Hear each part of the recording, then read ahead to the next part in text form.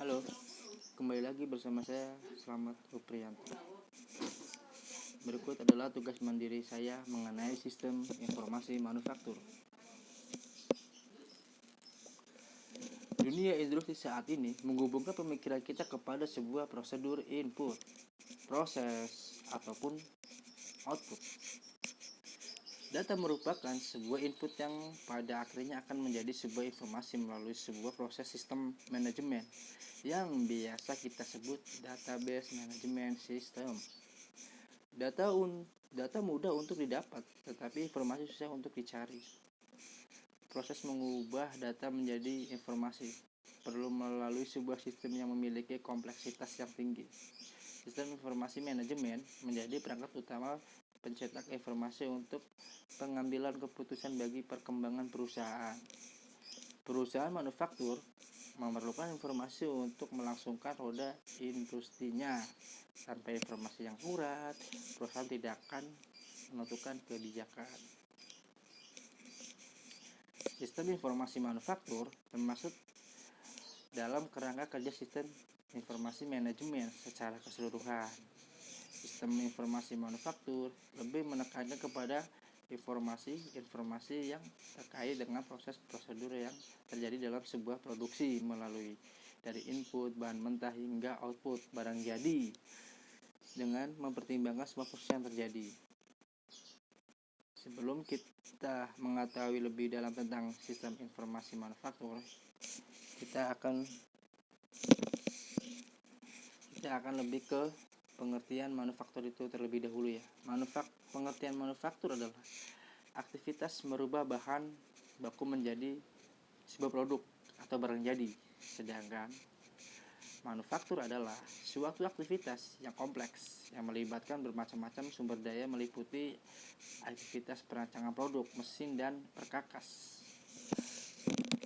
pembelian, pemasaran, penjualan, produk kontrol, pengiriman material, customer service, support service, dan manufacturing. Pengertian sistem informasi manufaktur itu sendiri adalah suatu sistem yang berbasis komputer yang berfungsi untuk menghubungkan atau mengelola data bersama sistem informasi fungsional lainnya guna mendukung manajemen perusahaan untuk memecahkan masalah yang berhubung dengan manufaktur produk perusahaan meliputi input, proses, dan output.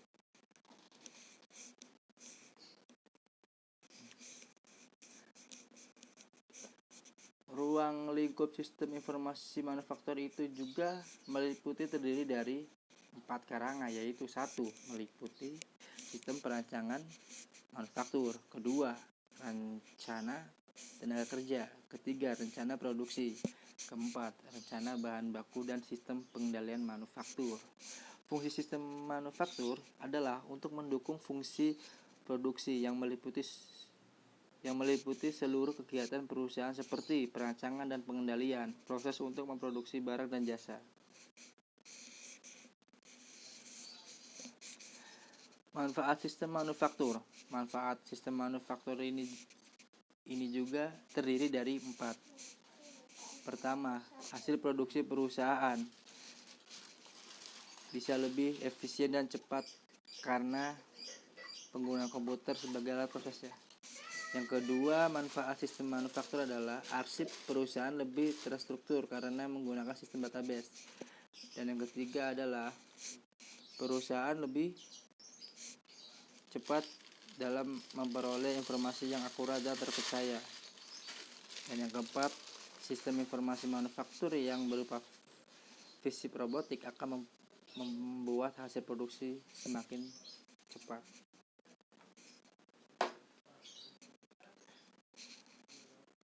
Model sistem informasi manufaktur. Yang pertama, input data atau informasi. Input data yang dimaksud adalah memasukkan seperti data internal atau eksternal. Data internal adalah seluruh data yang mendukung proses secara keseluruhan meliputi data sumber daya manusia atau yang lebih dikenal dengan SDM, material, mesin, transportasi, frekuensi perawatan.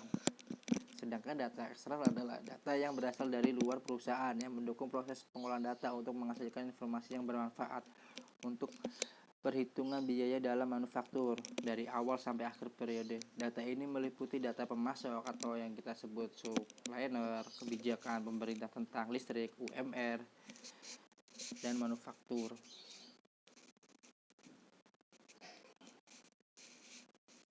Dalam sebelah kiri ada gambar. Ini adalah gambar database ya. Gambar database itu terdiri dari subsistem input dan subsistem output. Subsistem input itu juga terdiri dari sistem informasi akuntansi, sistem industrial engineering, sistem intelijen manufaktur. Sedangkan sistem output terdiri dari sistem produksi, sistem persediaan, sistem kualitas, dan sistem biaya. Untuk lebih rinci mengenai sistem-sistem tersebut, kita akan jelaskan satu persatu. Untuk sistem informasi akuntansi itu sendiri adalah proses pengumpulan data inter yang menjelaskan antara operasi manufaktur dan data di lingkungan yang berhubungan dengan transaksi perusahaan dengan pemasok. Contohnya, pegawai bagian produksi memasukkan data ke dalam sistem melalui media yang dapat dibaca mesin dengan keyboard. Setelah dibaca, data tersebut dimasukkan ke dalam komputer pusat untuk memperbarui data tersebut. Sedangkan untuk sistem industrial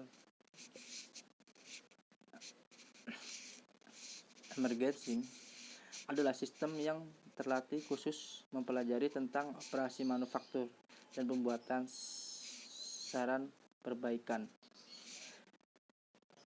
Sistem ini meliputi data khusus dari dalam perusahaan yang menetapkan waktu proses yang dibutuhkan untuk suatu produksi. Sedangkan untuk nomor 3, sistem intelijen manufaktur adalah sistem yang dapat digunakan untuk mengetahui perkembangan terakhir tentang sumber-sumber material, mesin, dan pekerja. Kita kembali ke sistem output. Sebelum kita memasuki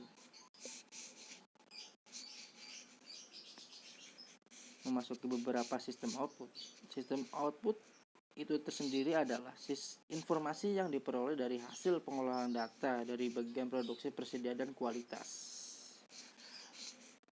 Sistem produksi itu sendiri adalah semua hal yang berkaitan dengan proses di setiap bagian kerja atau departemen yang mengukur produksi. Sedangkan sistem persediaan adalah memberikan data jumlah stok, biaya holding, safety stock, dan hal lain berdasarkan hasil pengolahan data dari input.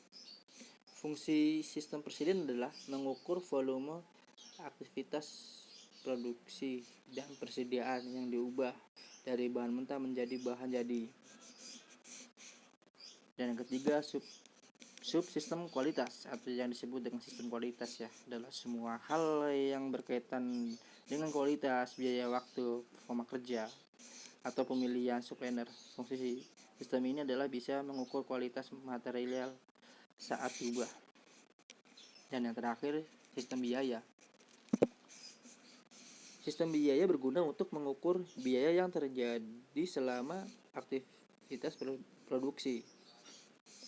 Unsur pengendalian biaya digolongkan menjadi 2, yaitu standar kerja yang baik dan sistem untuk melaporkan kegiatan secara rinci saat terjadi proses produksi yang akurat.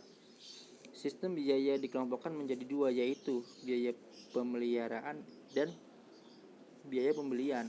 Untuk pemeliharaan adalah biasanya diakui sebagai persentase biaya tahunan barang, meliputi kerusakan,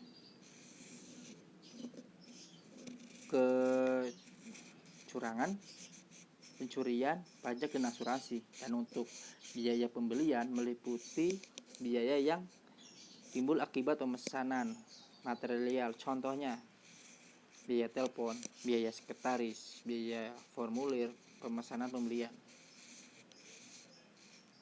Dan itulah yang bisa saya sampaikan. Untuk kesimpulan dari yang saya sampaikan tadi, melihat proses sistem informasi manufaktur di atas bisa disimpulkan bahwa komputerisasi ataupun aplikasi sangat penting dalam proses produksi. Aplikasi juga penting digunakan dalam merapikan pembukuan keuangan usaha agar siklus akuntansi perusahaan manufaktur bisa berjalan dengan lancar untuk pembukaan perusahaan manufaktur Anda. Sekian dari saya. Maaf bila ada salah-salah kata atau salah menyebutkan kata. Assalamualaikum warahmatullahi wabarakatuh.